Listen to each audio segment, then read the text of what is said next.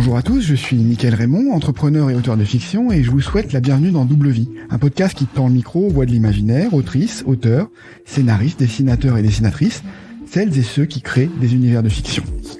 Aujourd'hui, j'accueille Oriane Velten. Oriane est l'autrice du roman de science-fiction After, avec un petit R, registered derrière, un roman un peu post-apo, utopique, dystopique, et surtout fort intriguant. J'ai découvert Oriane lors d'une table ronde aux Imaginales sur le thème de la science-fiction. La science-fiction ne parle pas du futur, elle parle de nous. Et j'ai été amusé par la pertinence de cette intervention et son style très direct, qui tranchait avec cette table ronde bien polissée. Je me suis dit immédiatement, il faut absolument qu'on se parle dans le podcast de Double Vie, et donc nous y voilà aujourd'hui. Depuis, Oriane a reçu le prix Utopial 2021 pour son roman et continue son beau parcours. Bonjour Oriane, bienvenue. Bonjour Mickaël. Merci d'être là avec moi. Ça me fait très plaisir de t'avoir pour continuer la discussion, l'échange très rapide qu'on avait eu aux Imaginales. Avant d'entrer dans le vif du sujet, donc je parlais de cette table ronde avec son intervention qui a permis un peu de secouer les idées reçues et puis d'éviter tous les clichés et tu as évité les mots aussi qu'on a essayé de coller sur ton roman et ton discours. Est-ce que je suis le seul à t'en avoir parlé ensuite ou est-ce que t'as eu d'autres échos sur cette table ronde ? Effectivement, j'ai eu d'autres échos. Je me suis pas rendu compte pendant la table ronde vraiment de ce que j'étais en train de dire, je pense. Moi, j'étais j'étais dans un effort de redéfinir les termes des questions qui m'étaient posées pour être sûre de pas répondre à côté. Je pense que c'est surtout que j'étais très stressée, en fait, de mal répondre. Et en réalité, à la fin de la table ronde, effectivement, après, pendant les 3 jours de dédicace, il y a pas mal de gens qui sont venus me voir en me disant qu'ils avaient vraiment adoré ce que j'avais dit. Et, quelque part, ça m'a fait très plaisir parce que cette table ronde, je l'avais pas vraiment préparée parce que le thème était super vague. Et du coup, c'est vraiment ce que j'ai dit et donc ce que je pense qui a plu. Exactement. Et c'est ce qui m'a donné envie d'aller plus loin et de découvrir un peu, voilà, ce que tu fais, quoi, ton travail. Donc je pense que c'était une bonne entrée en matière. On va parler un peu des débuts dans l'écriture. C'est une question classique, mais que j'adore poser aux autrices, aux auteurs, parce que c'est toujours un peu parfois révélateur, en tout cas. Comment t'as commencé ? Pourquoi tu t'es lancé dans l'aventure de l'écriture ? Parce que ça paraît toujours un peu fou quand on démarre. On se demande même parfois pourquoi on s'est lancé là-dedans, dans cette galère par moment. Donc qu'est-ce qui t'a poussé, toi ? Qu'est-ce qui t'a motivé ? En fait, tout à l'heure, avant le début de l'enregistrement, je disais que j'avais rien préparé pour cette interview. C'est un peu faux. J'ai écouté quelques épisodes de ton podcast. Je sens que je vais tous me les faire du coup, mais comme j'ai vu qu'elle revenait cette question-là, je me suis dit, il va me la poser. Et plus j'y réfléchis, plus c'est flou. En fait, c'est pas du tout quelque chose de linéaire ou d'évident. Parce qu'au départ, je peux le raconter d'une façon très évidente. Mes parents sont d'énormes lecteurs. Ils sont méga fans de littérature de l'imaginaire. Ils m'ont mis lu Bibo le Hobbit au lit quand j'avais pas l'âge de savoir lire. Donc, c'était une belle introduction. Mais au début, en fait, ça paraît évident comme ça, mais au début, c'était même pas tellement l'écriture qui m'attirait. Moi, c'était juste... J'ai toujours construit des mondes quand j'étais gamine. J'avais toujours des univers dans la tête ou des personnages, des scènes, n'importe quoi. Et je passais l'essentiel de ma vie là-dedans. Et il y a un moment, je me suis dit, je pense assez vite, j'ai théorisé la chose que c'est ce que j'ai de mieux à offrir, quoi. C'est ce qui existe en moi de plus beau. C'est aussi ce dont je veux parler. Mais il se trouve que enfin, dans la vie de tous les jours, on parle rarement dans une conversation de monde extraterrestre, de la théorie que j'ai mis au point pour voyager plus vite que la vitesse de la lumière ou autre. Ce qui fait qu'au final, pour parler de tout ça, ce qui est important pour moi dans ma vie et qui est beau, je répète, c'est un grand mot, mais qui est beau, fallait que je trouve un autre moyen de l'exprimer. Donc c'était forcément l'art, quelque part. Ça pouvait passer que par là. Quand j'étais toute petite, j'ai beaucoup dessiné, mais ma sœur a fait pareil et elle s'est investie beaucoup plus fort que moi là-dedans. Alors je crois pas trop aux dons innés des gens, mais juste elle a beaucoup plus travaillé que moi, donc l'écart s'est très vite creusé et je me sentais pas de me mesurer à elle. Page pub, si vous voulez aller voir de quoi je parle, tapez Morgane Velten dans vos moteurs de recherche, vous verrez. Elle est illustratrice professionnelle maintenant, donc j'ai bien fait de laisser tomber l'histoire. Enfin bref, tout ça pour dire que à un moment, je me suis dit, ok, ça va être l'écriture. Et j'ai dit même à mes parents, je crois que j'avais 17 ans, je leur ai dit, je deviendrai autrice de SF aussi connue que Alain Damasio. Il venait de sortir La Horde du Contrevent. Ouais, je voyais grand. J'ai un peu revu à la baisse depuis. Et donc là-dessus, je pars de chez papa et maman, je me retrouve à la fac et j'arrête d'écrire.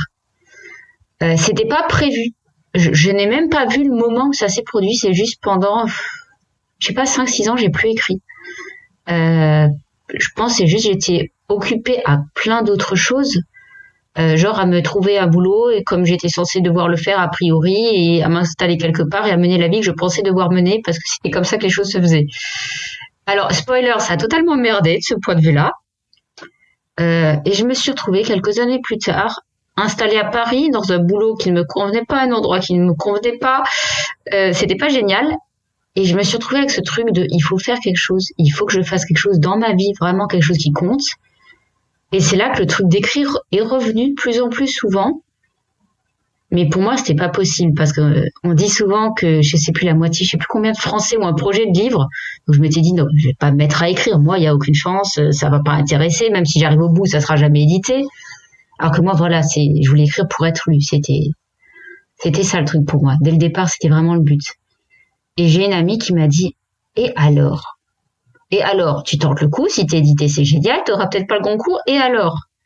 Bon, elle avait raison, donc je me suis mise à écrire une nouvelle, 2 nouvelles, 3 nouvelles, et la 4e nouvelle, j'ai pas su la finir. Ça, j'ai découvert ce jour-là que c'était pas une bonne idée pour moi de commencer à écrire un truc sans avoir une idée de la fin. Et de là, en fait, j'ai commencé à écrire des textes de plus en plus longs. Et donc After, c'est le numéro 5. Je les numérote dans ma tête, sinon je m'en sors plus. C'est le numéro 5. Ah oui. Et ça s'est fait comme ça. Oui, c'est ton cinquième projet long, du coup. Alors, sauf le truc que j'ai commis au lycée. Okay. Mais celui-là, il n'est pas dans la numérotation officielle, on va dire. Ok. Et donc tu as 4 autres romans qui ont été des projets. Voilà, Est-ce que tu les avais soumis Alors, j'ai 4 autres textes. J'ai eu beaucoup de mal avec le mot roman, même pour After. J'ai parlé de roman qu'au moment où je l'ai tenu en main. Même quand c'était signé, je parlais pas encore de roman. J'ai 4 textes d'une longueur qui fait à peu près grande novella, petit roman. J'ai soumis le premier, je crois, parce que j'étais dans l'élan de la jeunesse naïve. J'ai soumis le premier, mais surtout, je l'ai fait lire à la mère d'une amie qui est éditrice jeunesse, mais qui m'a quand même donné de bons conseils. Ensuite, j'ai soumis, je crois, le numéro 3 et après le 5, si je me trompe pas. Et à chaque fois, je me rends compte qu'il y a pas mal d'auteurs qui écrivent avec de l'aide ou avec des gens ou qui ont eu des retours. Alors moi, j'ai fait lire tous mes textes à mes parents, bénis soit leur patience, à quelques amis, mais on m'a rarement fait des retours vraiment construits. Là, ce passage-là, ce machin, faudrait faire plus ça, c'était j'aime pas, quoi. C'est génial d'avoir des retours vraiment quand on débute, mais c'est pas ce qui m'a fait m'interroger sur mon écriture. Du coup, j'ai vraiment écrit toute seule les premières années. Et pour le soumettre, je l'ai fait bête et méchante. J'ai cherché une liste d'éditeurs de l'imaginaire et j'ai mailé tout le monde. Enfin, non, j'ai quand même choisi un peu les gens où ça rentrait. Quand c'était vraiment un texte de pur SF, je mailais pas les maisons de fantasy. J'avais un minimum de bon sens, mais je l'ai vraiment fait comme ça, façon loterie, quoi. Ok. Et donc tu as eu sur le 5e, donc tu as eu un retour de Nemos. Oui. Ouais, le 5e, quand j'ai décidé de l'envoyer, j'ai essayé de stratégiser. Je me souviens, je me suis dit bon, pas l'envoyer fin d'année. Je l'avais fini en décembre, quelque chose comme ça. Je me suis dit va attendre que les fêtes soient passées. Donc j'ai dû l'envoyer genre en janvier, février. J'envoyais à 2 maisons d'édition par jour. Je crois tellement c'était long de rédiger les mails à chaque fois, il fallait des trucs différents. Je me suis dit c'est une galère pas possible. Ça m'a bien pris la tête. On passe 1 an ou plus à écrire un roman, je pense. Le roman plus la préparation avant 2 ans, on va dire. Et ça peut se jouer sur un mail, quoi. Donc c'est une impression au moment de l'écrire, le mail, en fait. Et ouais, je l'envoie. Je me souviens que pendant que j'envoyais tous ces mails, je me suis pris le retour du numéro 3, du texte numéro 3, envoyé 2 ans plus tôt. Un retour négatif, du coup, sur celui-là, c'était assez rigolo. J'ai mis un moment à comprendre qu'on ne parlait pas du même texte. Et donc, je l'envoie à Mnemos, je me souviens, c'était un jeudi. Et le samedi, j'ai eu un retour. Le retour tellement enthousiaste de Frédéric, qui est directeur chez Mnemos. Putain, mais je me suis retrouvée assise sur ma chaise à me dire, ce n'est pas possible, c'est une blague. Quelqu'un est en train de faire une blague vraiment pas drôle, mais j'ai cru dur comme fer, comme dans un film, quoi. C'était vraiment incroyable. Et à partir de là, je me suis vraiment laissée porter. Ils m'ont déroulé le tapis de l'aventure éditoriale. J'ai pas eu, a priori, par rapport à à ce qu'il peut arriver trop de travail éditorial sur le texte, donc qui est assez court aussi, ça doit aider. Et bon, après, il y a eu le confinement aussi, donc je pense que mon aventure éditoriale n'a pas été absolument normale, parce que voilà, ça s'est passé en février 2020, ce que je raconte. Oui. Voilà, février 2020. L'avantage, c'est que du coup, ça me soutenait moralement pendant les confinements. J'étais en train d'accomplir le rêve d'une vie, c'était cool. Ça m'a évité de psychocracher trop ardument. Et tu es passé avant tous les textes qui ont été produits pendant le confinement et qui ont inondé les maisons d'édition. Ouais, ça je viens de percuter parce que là justement, comme je suis en train d'essayer de travailler la suite, j'ai d'autres manuscrits là que je soumets et ouais, je me rends compte que les 3/4 des grosses maisons de l'imaginaire, on peut plus rien leur envoyer en ce moment. Et donc j'ai vu que les plannings, c'est bouclé, 2022 est déjà bouclé, c'est attaque 2023 là pour les publications. Wow. Ouais, d'accord. Je suis contente d'être un petit peu le pied dans la porte, on va dire. Oui, c'était le bon moment, c'était un bon timing. Alors juste petite. Alors non, je précise juste, je ne l'avais pas prévu. Je ne savais pas, je n'étais pas dans le complot du Covid. C'était absolument involontaire. Oui, ton roman est post-apo, mais c'était pas le même thème, c'était autre chose. Oui, alors il y a After, alors il y a un petit R après. Est-ce qu'il y a une manière de le prononcer particulière ou est-ce que tu dis After tout simplement? Moi, je dis juste After. Éventuellement, je double légèrement le R, mais généralement je dis After, je m'embête pas. Okay. Après, on peut parler du pourquoi, du comment, mais ça spoilerait un peu l'histoire. Oui, on va regarder. Mais du coup, ça, la distinction avec le roman, l'autre roman connu est subtile, mais ça permet de se distinguer malgré tout. Mais c'est même pas volontaire. Moi, j'ai découvert que l'autre roman qui s'appelle After existait après publication. C'est en lisant un retour de quelqu'un qui disait que After était bien et quelqu'un lui disait qu'il avait été très surpris avant de rendre compte que c'était pas le même After que je me suis dit comment ça pas le même. Là, j'ai pensé à googler le petit truc. Alors, j'ai appris un peu ardument, mais du coup, je me souviendrai, avant de choisir un nom à son bouquin, toujours googler pour voir s'il existe déjà. Maintenant, je le sais. Parce que ma fille a été surprise quand je suis revenu avec After. Elle m'a dit, tiens, tu lis ça, toi? Non, c'est autre chose. Donc, ouais, c'est assez amusant, du coup, que t'aies découvert ça après. Ce roman, il est quand même ambitieux et déroutant. J'imagine que t'as pas calculé. T'as écrit ce que t'avais envie d'écrire et bon, il se trouvait que c'était un projet un peu super original, on va le dire. Et voilà, ça se fait comme ça. À vrai dire, oui. En plus, celui-là, quelque part, c'est le moins calculé de tous les textes que j'ai produits parce que tous les textes précédents, c'était des choses que je portais, des univers que je portais en moi, que j'avais envie d'écrire depuis très très longtemps. Quelque part, on peut dire c'est du recyclage d'idées, mais je préférerais que ça soit de la sublimation, personnellement. Bon, enfin, c'est aussi du recyclage, en vrai. Et After, c'est pas le cas. After, c'est une idée qui m'est venue au moment où je cherchais justement une idée parce que j'en avais plus. Et c'est un truc qui ne m'arrivait pas. À 25 ans, j'ai découvert ce que c'était de pas avoir d'idée. C'était assez effrayant pour moi. Donc c'est venu comme ça, vraiment au hasard. Et en plus, j'ai bien dérivé l'idée de base. Et à l'origine de l'origine, c'était aussi une sorte d'exercice de style. Je me suis rendu compte que un truc qui pêchait beaucoup dans mes romans, c'est la construction des personnages. Parce que pour moi, le truc le plus simple, basique et facile, c'est vraiment le monde. Un monde, un univers, un concept. C'est hyper facile à trouver, c'est pas problème. J'en ponds 6 à la minute. Des personnages, là, je commence à sortir les rames, une histoire construite, cohérente. Ah, mais alors là, je n'ai toujours pas compris. Enfin, je veux dire, je pense que c'est pour ça. Et le problème, c'est que je sais pas comment j'ai fait pour After. Donc, a priori, ça a plu. Vachement bonne chose. Le problème, c'est que comme je sais pas comment j'ai fait, j'ai aucune idée de comment le refaire. Mais ouais, j'ai vraiment écrit les personnages quand je les ai trouvés. J'ai réussi, à les développer parce que j'ai trouvé l'idée de faire des fiches personnages. Je me suis basée sur celle de Mix Cordelia qu'elle propose sur son site. Et elles sont géniales, donc je les conseille vraiment. Et donc, j'ai des fiches de personnages de 2 pages de long maintenant. Ça m'a bien aidé. C'est pour ça aussi que, là, celui-là, je l'ai fait il est compté à la première personne. Parce que je voulais travailler, je voulais tester aussi, c'était la première fois. Et après, je me dis aussi que peut-être, justement, il a plu parce que j'y parle de choses qui sont importantes pour moi. Après, je me rends compte aussi que un de mes défauts, c'est que j'essaie souvent de parler de beaucoup trop de choses à la fois. Et peut-être que aussi là, j'ai réussi à parler de assez peu de choses pour que ça reste cohérent, mais suffisamment pour que tout le monde trouve des sujets qui lui parlent. Ouais, Même si... c'est comme ça que tu analyses comment tu as pu faire la différence par rapport au précédent texte. Alors, je dirais plutôt que ce sont quelques pistes exploratives qui expliquent pourquoi ce texte est mieux que les précédents et les suivants. Parce que c'est vraiment, même les suivants, ils sont clairement pas bons, ceux que je ponds depuis. Et justement, je suis en train de réfléchir à pourquoi. Donc pour l'instant, c'est mes pistes de recherche, mais j'ai toujours pas trouvé le pourquoi du comment exactement. Ce qui est intéressant, c'est la manière dont tu t'exprimes là, parce qu'en fait, tu vois, tu donnais à l'image à la table ronde de quelqu'un très, tu vois, déterminé, sûr de toi, etc. Et là, tu as l'air en plein doute, donc c'est assez, voilà, c'est intéressant, quoi.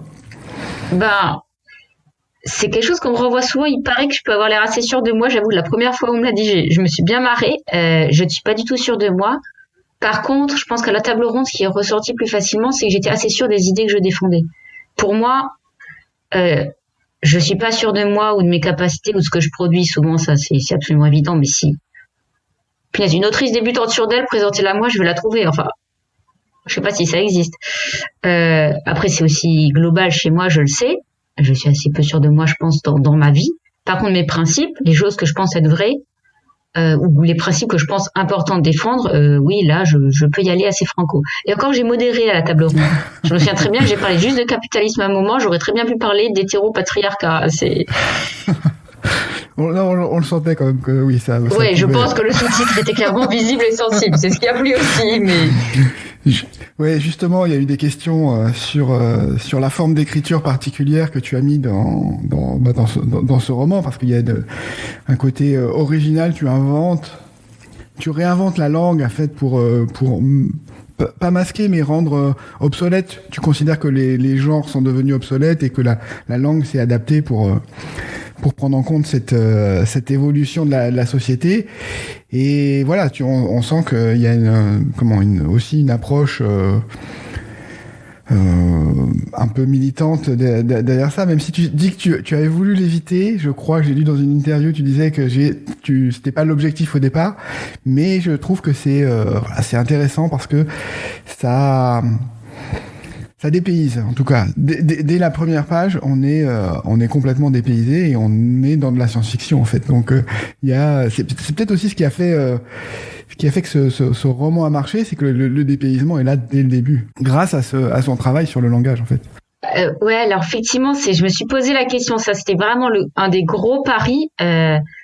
Parce que oui, alors je suis pas assez naïve pour croire que l'écriture non genrée, écriture inclusive, là dans ce cas-là, je dirais plutôt non genrée. Que ça ne défrise pas certaines personnes. Je me doutais très bien que c'était un gros pari et qu'il y avait des gens qui, après 5 lignes, allaient le refermer. Moi, ça m'effrayait moins par rapport aux lecteurs que je risquais de perdre que par rapport aux éditeurs qui auraient pu réagir comme ça. Je veux dire, je ne connaissais aucun éditeur. Je ne pouvais pas savoir s'il n'y en avait pas qui était violemment réac de ce point de vue-là. Voilà, disons-le. Alors, j'ai de la chance, a priori, c'est pas du tout le cas dans le milieu. Chance. Mais d'un côté, c'est pas du tout militant parce que ça part juste d'une pensée logique. Et j'admire ta façon dont tu l'as présenté sans absolument rien divulgacher. Magnifique. Effectivement, donc mon histoire se passe 3000 ans dans notre futur. Je pense que tout le monde sera d'accord avec moi si je dis qu'une langue évolue sans cesse. Je veux dire, ne serait-ce que depuis l'année dernière, on a appris tous une foule de mots genre confinement, Covid et autres. Voilà. Et même par rapport à il y a 10 ans, on a liké, switché, ce que vous voulez. On apprend des mots en permanence. Et en 3000 ans, il était relativement moyennement crédible que la langue n'ait pas évolué du tout. Et il y a moi, je me suis demandé, étant donné justement l'évolution sociétale que je propose, est-ce qu'il y a une quelconque raison qu'ils aient gardé des pronoms genrés en 3000 ans? Comment ça aurait pu perdurer alors que ça ne peut pas, cette division a plus de sens pour eux qu'avoir les yeux de couleurs différentes. Donc on garde des prénoms pour des gens qui ont plus de poitrine ou moins et pas pour des gens qui ont des yeux de couleurs différentes. C'était pas logique. Donc c'était pas militant dans le sens où à partir du moment où je me dis qu'est-ce qui est le plus logique, c'est d'abandonner les pronoms. C'est pas militant, c'était juste logique dans mon texte. Mais d'un côté, je sais très bien que j'aurais jamais je me serais sûrement même pas posé la question si j'étais pas de base déjà intéressée par ces questions. Et moi, oui, je suis tout à fait pour l'écriture inclusive. Mais oui, je sais que ça a pu déplaire à certains. Mais d'un autre côté, c'était aussi un exercice génial de bâtir ça. Et après, dans le manuscrit suivant, j'ai poussé encore le bouchon un poil plus loin. Parce que justement, je me suis rendu compte au fil de l'écriture à quel point en réalité c'est beaucoup plus complexe. Dès qu'on commence, c'est pas juste changer des pronoms, c'est pas juste changer des mots simples, rechercher, remplacer dans un texte. C'est une question grammaticale, quoi. Je fais quoi des accords? Je fais quoi des conjugaisons? Donc là, j'ai choisi, comme ça évolue à partir de notre langue, j'ai gardé beaucoup de choses de notre langue. Par contre, s'il s'agissait de créer ex nihilo une langue absolument non genrée, en la laissant compréhensible pour les lecteurs, donc en gardant quand même notre base langagière à nous, mais comme si elle avait quand même été créée non genrée au départ, ça devient extrêmement compliqué, là. Moi, ce que j'ai beaucoup apprécié, c'est effectivement l'effort d'élégance dans une écriture inclusive, parce que c'est vrai que parfois l'écriture inclusive, quand on s'y prête, on peut se dire oh là c'est lourd, allez je passe à cet endroit-là, je passe dessus, etc. Et ce qui est intéressant, c'est d'avoir une démarche non pas militante ou non pas administrative, etc., mais artistique, quoi. On va dire, ok, comment on fait un beau langage à partir de cette contrainte-là, et j'ai trouvé ça très très intéressant. Le but, c'était vraiment pas d'avoir un beau langage, on va dire. Alors je vais avouer que c'était absolument commercial aussi d'un certain côté. Je veux dire, mon but, c'était quand même juste principalement d'être lu. Je suis très militante dans ma vie personnelle sur certains points.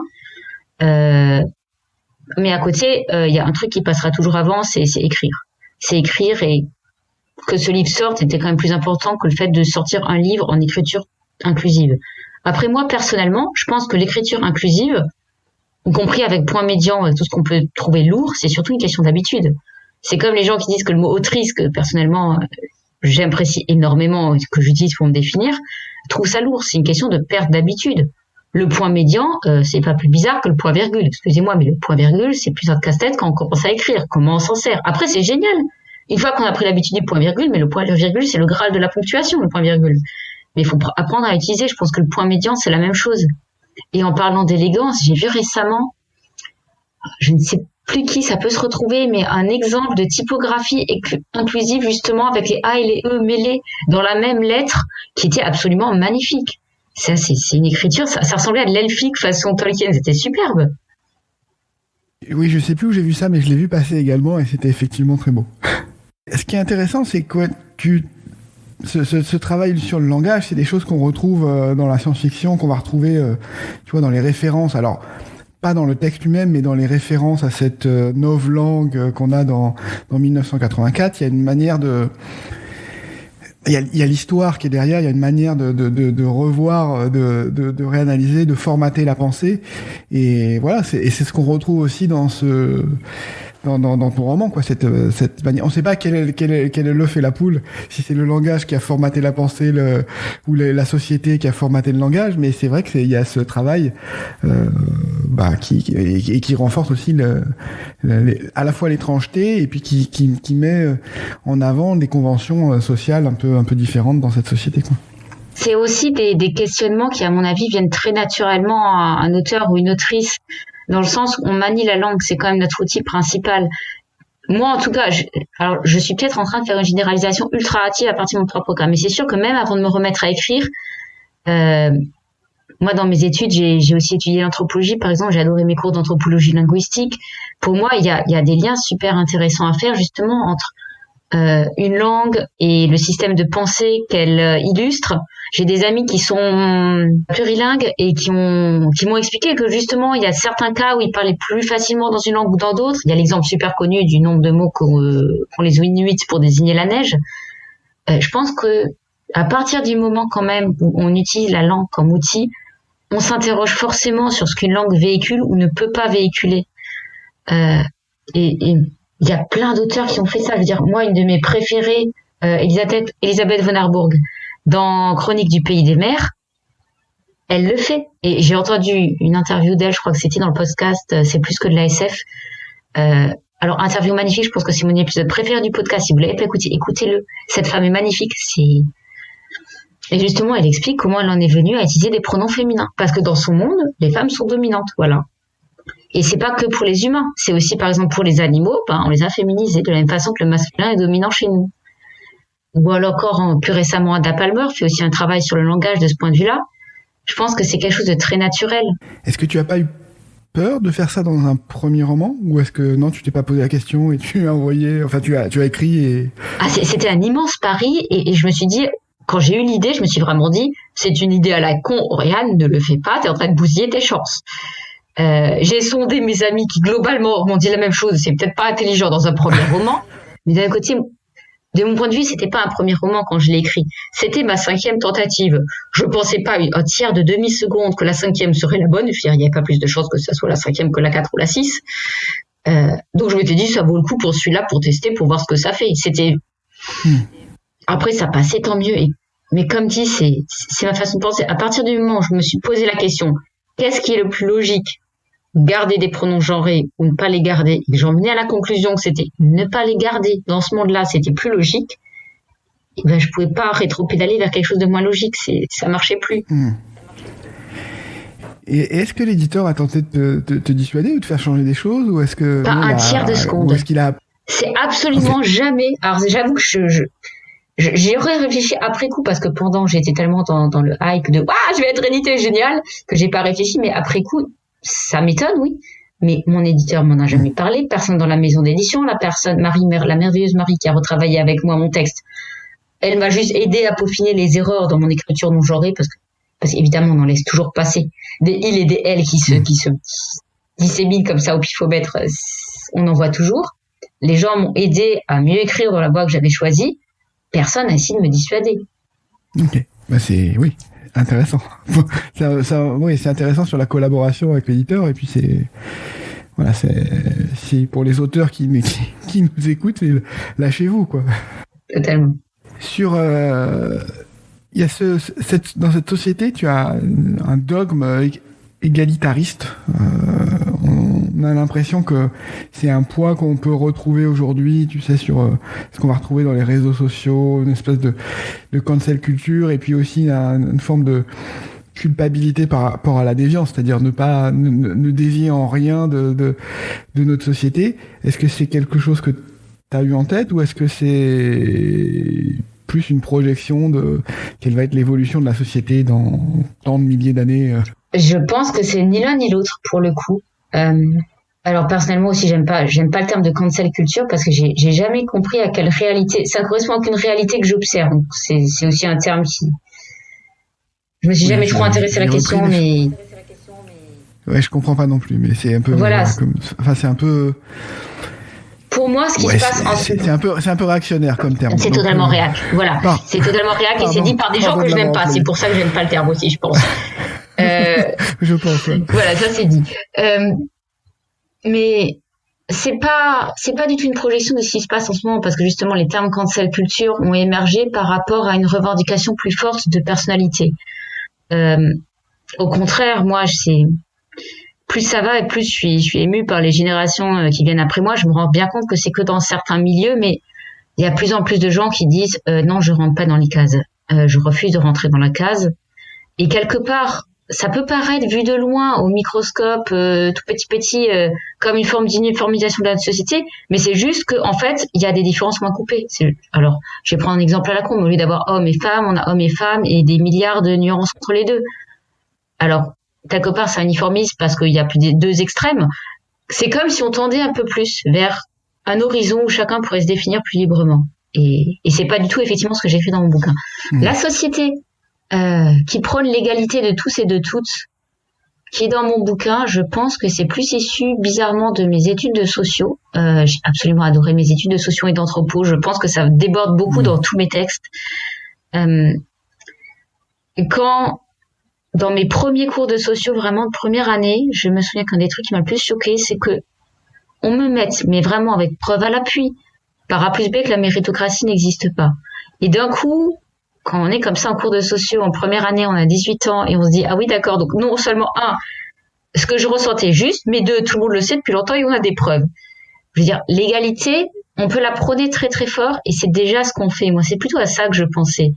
Parce que dans la méritocratie, comme elle est prônée à l'école de nos jours, on dit tous les gamins ont les mêmes chances, on leur donne la même éducation. Il y a déjà cette forme de pensée égalitariste dans le sens où on dit que tout le monde est pareil. Il y a déjà beaucoup de cas où on le dit, tout le monde est pareil, donc à partir de là, démerdez-vous. C'est plutôt à ça que je pensais, je pense. Ouais, quand j'évoquais ça, j'évoquais aussi, tu vois, une forme de pression, effectivement, en disant tout le monde est pareil. Il y a aussi une pression pour à la fois c'est ne pas montrer du doigt, tu vois, c'est un peu contraire avec ce que tu disais, où chacun se sent aujourd'hui, voilà, tu as toute une palette de nuances pour te définir, et à la fois, ben, quand tu dis tout le monde est pareil, tu essayes de réduire cette palette de nuances aussi. Donc t'as vraiment une opposition, je trouve, une tension qui est difficile. Bah, en fait, pour moi, c'est le retour de bâton du tout le monde est pareil, l'engagé. Je veux dire, imaginons que aujourd'hui on dise tout le monde est pareil dans le sens tout le monde a le même droit, tout le monde a égalité, vous pouvez tous être différents, mais on vous aime tous autant, c'est merveilleux que les gens le pensent réellement. Le problème qu'on va avoir, c'est le retour de bâton si en pratique la société ne s'adapte pas à ça. Parce qu'effectivement, dans le monde que j'imagine, on prône et tout le monde croit très fermement que tout le monde est à égalité. C'est pas un problème. Le problème étant que factuellement, dire que tout le monde est différent, ça veut pas juste dire il y a des hommes, il y a des femmes, oui. Ça veut aussi dire des gens qui pensent effectivement de façon différente, des gens qui sont neuroatypiques, des gens qui ont envie de faire différemment, de pas se lever à la même heure ou de faire autre chose de leur journée. Bon, je donne des exemples un peu à la con, certains sérieux, certains d'autres non, faut pas trop faire gaffe, je mets pas égalité tout ce que je dis. Mais voilà, mais du coup, on dit à ces gens, vous êtes à égalité avec les autres, le sous-entendu, c'est aussi leur dire, si vous êtes à égalité, c'est que vous valez tous la même chose. Si vous valez tous la même chose, c'est que vous pouvez tous faire les mêmes choses et donc vous en êtes capables. Donc si vous le faites pas, c'est de votre faute. Dire que tout le monde est à égalité et refuser de voir qu'il y a des différences, c'est aussi dire que tout le monde peut faire la même chose et peut le faire sans souffrance. Et ça, c'est terriblement douloureux. Ok, bah merci. Ça y est, je suis montée sur mes grands chevaux, je pense. Non, c'est bien, c'est parfait. Oui, je vais changer de sujet, mais tu as eu le prix Utopial il y a quelques semaines, 2 semaines peut-être, à Nantes, là, au salon Utopial. T'étais au milieu d'une sélection de romans, oui, qui étaient tous très intéressants, qui avaient chacun leur parti pris. Comment tu reçois un prix comme ça? Est-ce que ça calme? On parlait de doute tout à l'heure. Est-ce que ça calme ce syndrome de l'imposteur ou est-ce que ça te met plus de pression au contraire? Comment tu reçois ça?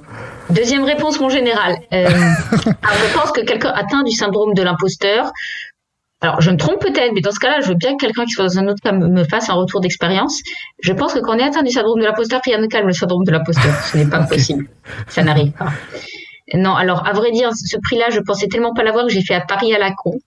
Que j'ai dit que si je gagnais ce prix, je me refaisais tatouer. Je me suis promis il y a des années qu'un tatouage c'était assis, ça fait trop mal. Voilà, donc Paris vraiment à la con. Alors je me rends compte que j'ai pas dit quand, ce qui est vachement bien. J'ai 60 ans pour le faire encore. Non,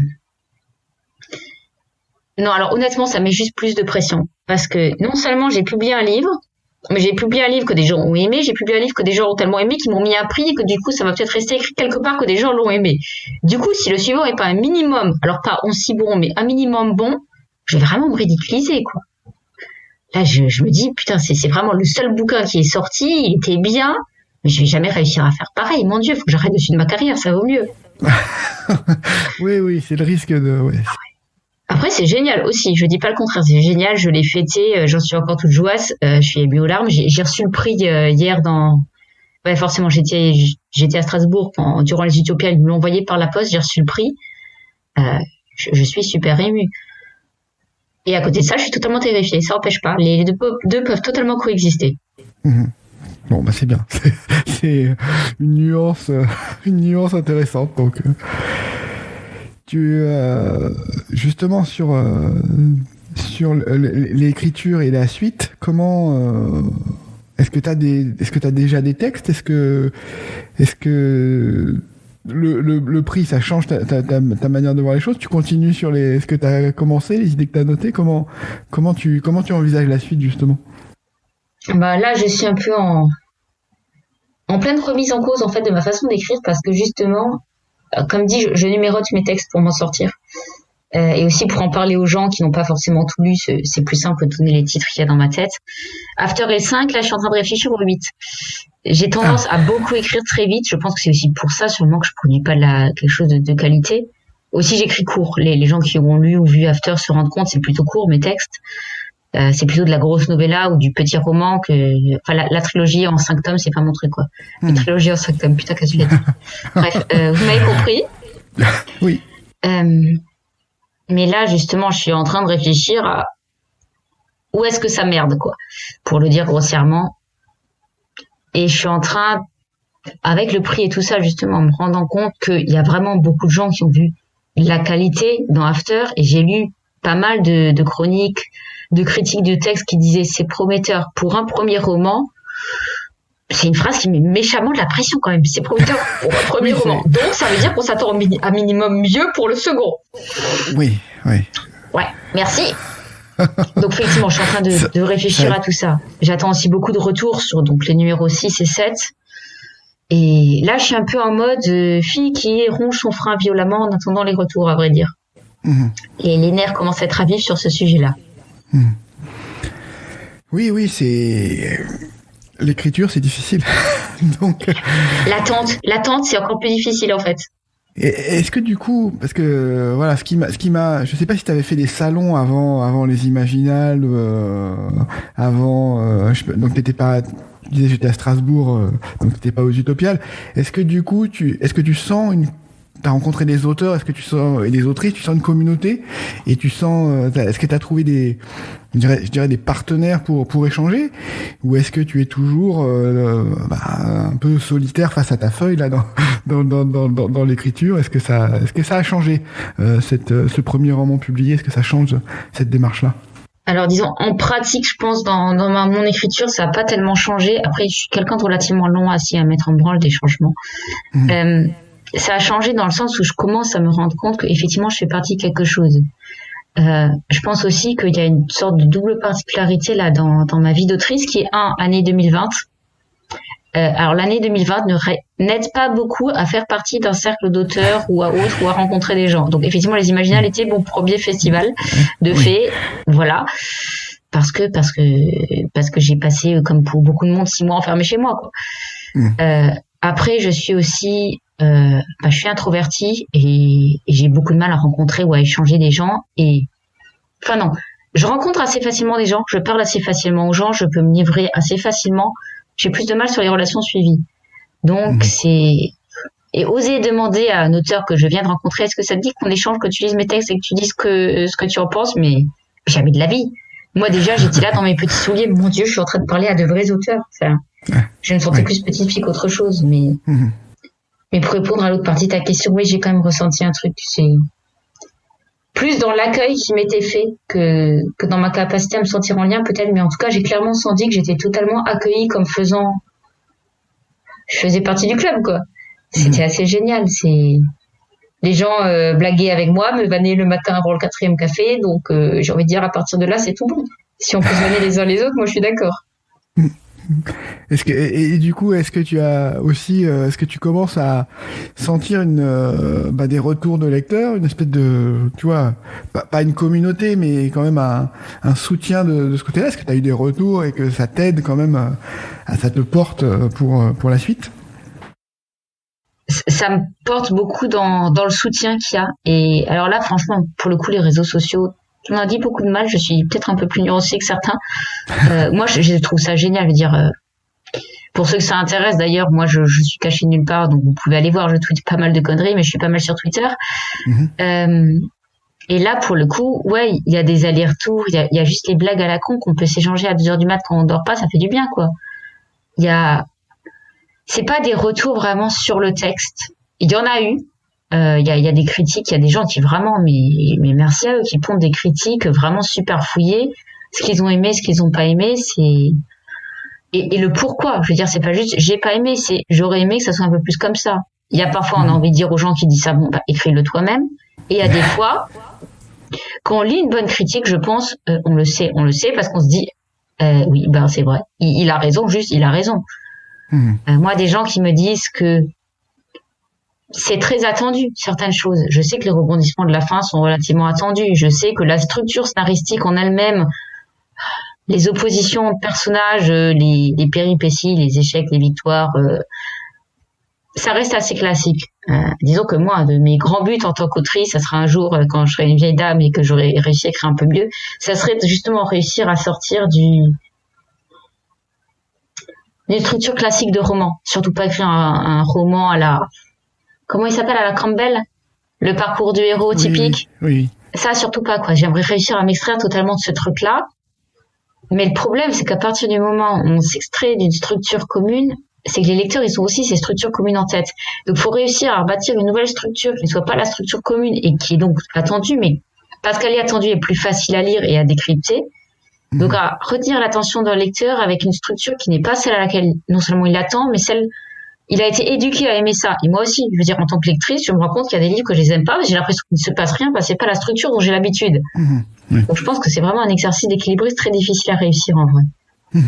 Oui, je suis assez d'accord. Il y a un auteur, je dirais, j'allais le qualifier de jeune auteur aussi, mais qui a déjà quelques romans derrière lui, Camille Le Boulanger, que je trouve intéressant pour ça, parce qu'effectivement, il rentre, justement, on avait échangé ensemble sur le parcours du héros, et effectivement, il était très critique aussi. Et je trouve qu'il rentre pas dans ces structures. Donc je sais pas si tu as lu déjà des choses de Camille, mais c'est intéressant.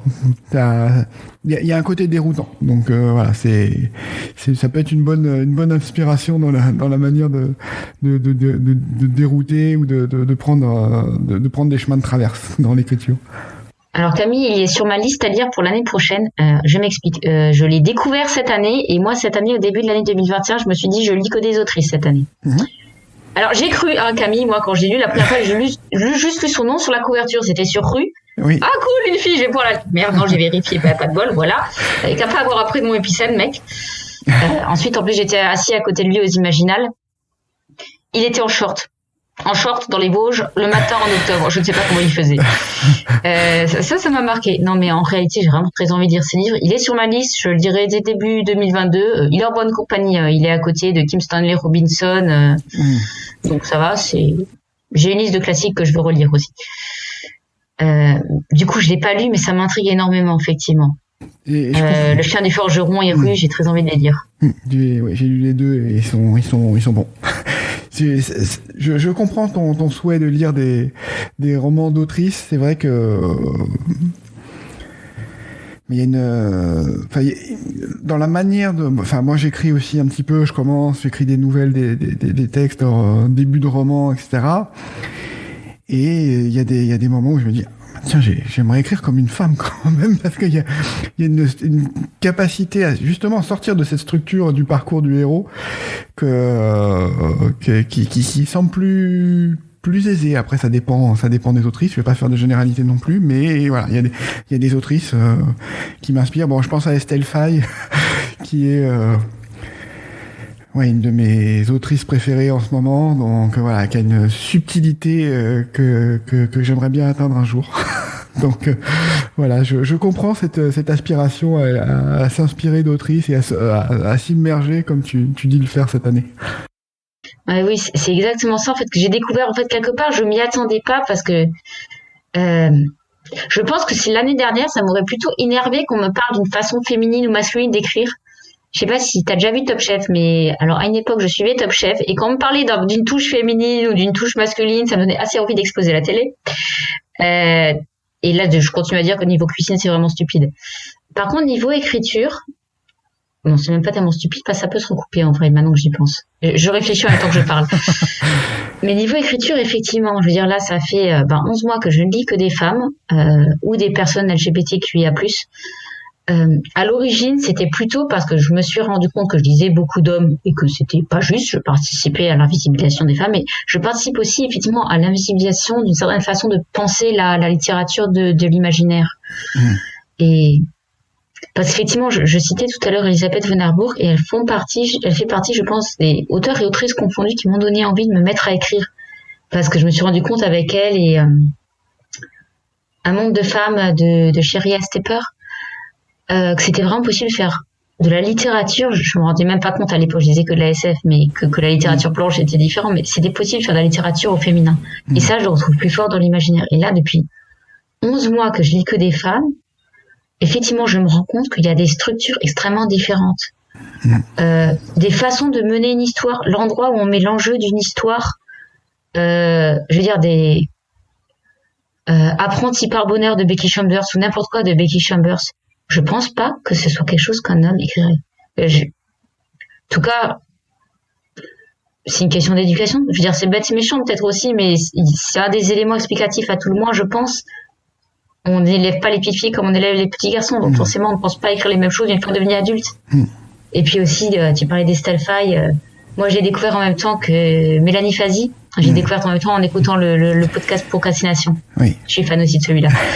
Et Mélanie, ce que j'adore, c'est sa façon d'écrire les sentiments parfois de ses personnages. Il y a des nouvelles, j'ai relu 4 fois certains passages en me disant, mais là, je sais exactement ce que ce personnage est en train de ressentir. Et ça, c'est aussi quelque chose, je pense, que je retrouve plus facilement cette année depuis que je me suis mis à lire que des femmes. Bon, là, par contre, je pense qu'en réalité, j'ai continué plus loin parce que je me suis lancée dans... Ça, c'est la tranche, hein. Okay. Tyrannael, volume 1, 900 pages. Le 2 fait la même taille. Voilà. Ça va dépasser. Ça va dépasser sur Ça va année. dépasser. Je sais pas si tu as lu, moi, un bouquin que j'ai beaucoup aimé, alors qui est coécrit, mais c'est Lisa Tuttle avec George Martin, qui a écrit Elle qui chevauche les tempêtes. Je sais pas si... Non, celui-là, je l'ai pas lu. Pas parce que c'est coécrit, pour le coup, j'aurais pu, ça serait rentré dans le cadre que je me suis assigné, mais en fait, je n'ai pas l'argent pour acheter tous les livres que je veux lire, donc j'emprunte énormément. Et donc, je suis aussi limitée parce qu'à ma médiathèque, qui est très bien achalandée, j'ai de la chance, mais qui est assez limite. Ok, bah si on se croise, je pourrais te passer Elle qui chevauche les tempêtes, et je pense que tu vas aimer. C'est un très beau livre. Ou alors, je le commande à la médiathèque aussi. Je leur ai fait acheter plein de bouquins de SF, moi, depuis une année. Eh ben, n'hésite pas. En plus, c'est de la SF un peu, SF fantasy un peu à l'ancienne. Donc voilà, il y a un petit côté, je crois que c'est à fin des années 70, début des années 80. Donc voilà. Mais il y a un côté... Lisa Tuttle et George R. Martin, qui est... Oui, de Game of Thrones. De Game of Thrones, mais c'est très éloigné de Game of Thrones. Ça, j'espère. Une subtilité. Alors c'est les deux que je n'aurais jamais pensé à associer. Voilà, c'est ça. Donc je pense que c'est la subtilité de Lisa Tuttle a dominé sur ce roman.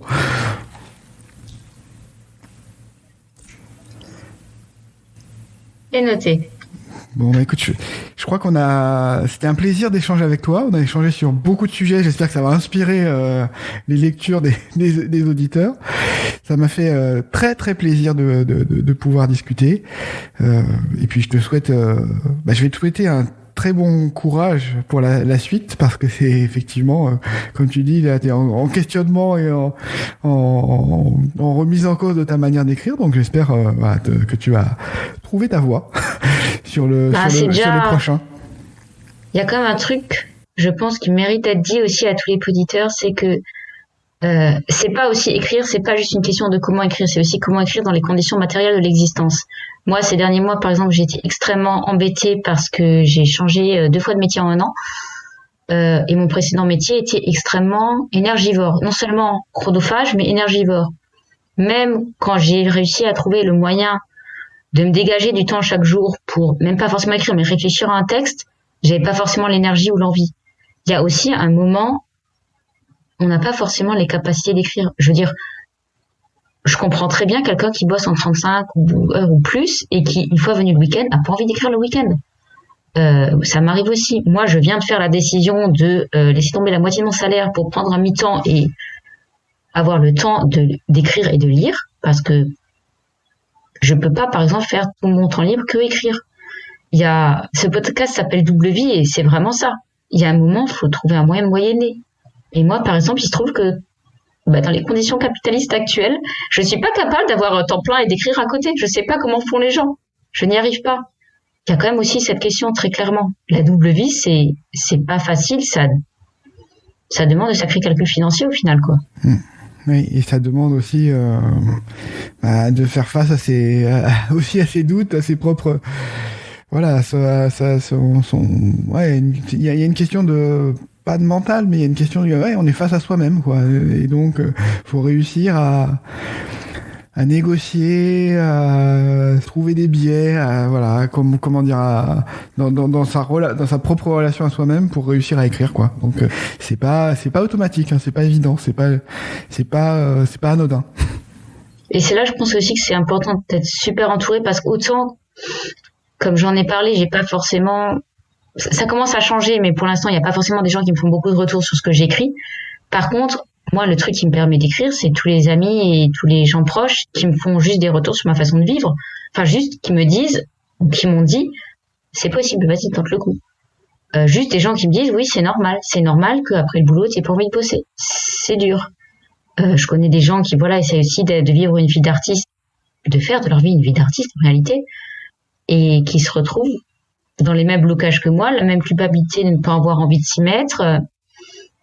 Et je pense que parler de ces sujets-là est extrêmement important également. Il y a effectivement une vision romantique de l'écriture. Il y a ceux qui disent qu'ils ont besoin d'écrire, qu'il y a quelque chose de vital. Je pense surtout que, voilà, c'est une négociation avec soi-même et se dire, bon, voilà, trouver la motivation, trouver en soi les idées, s'assurer qu'elles sont bonnes. Enfin, il y a vraiment une démarche qui est difficile, quoi. On est toujours dans le doute. C'est un travail. Ouais. Même si c'est un travail qui nous plaît, même si c'est un travail passion, comme disent certains, c'est vrai. Effectivement, je suis beaucoup mieux quand j'écris au quotidien, même quand j'ai un travail à côté. Mais à côté, c'est un travail, ça reste un travail, et dans ce sens-là, ça demande un investissement. C'est du temps et de l'énergie qu'on met pas dans autre chose. Je veux dire, moi, j'ai pas de famille, je vis seule avec mon chat, par exemple. Mine de rien, je me dis, si je vivais avec quelqu'un, est-ce que je serais capable d'écrire encore? Honnêtement, je sais même pas, quoi. Ou si j'avais 5 amis de plus, est-ce que j'y arriverais encore à écrire autant? Il y a un moment, c'est un travail, vraiment, honnêtement. Même si on adore ça et que c'est notre vie, notre passion et qu'il faudrait nous mettre le couteau sous la gorge pour arrêter d'écrire, voire peut-être que ça suffirait pas. Certes, mais ça reste un travail quand même, c'est pas du tout antinomique. Mais c'est Florian Soulas dans ce podcast disait qu'il y avait une injonction à la production, à la productivité dans ce métier, et elle a raison de souligner, il faut déculpabiliser. Et voilà, il y a des moments où on peut écrire, il y a des moments où on peut pas écrire, et c'est fait partie de la vie d'auteur et d'autrice, et c'est comme ça. Absolument. Eh ben écoute, merci. C'était passionnant, entretien passionnant. J'espère que ça plaira à tous nos auditeurs et auditrices. Et puis voilà, je te souhaite bon courage, au plaisir de se recroiser. Et puis merci beaucoup pour l'invitation. Et au plaisir de t'entendre dans d'autres tables rondes avec ton franc-parler et ton très direct. Merci beaucoup. Merci à toi. À très bientôt. Bonne soirée. Au revoir.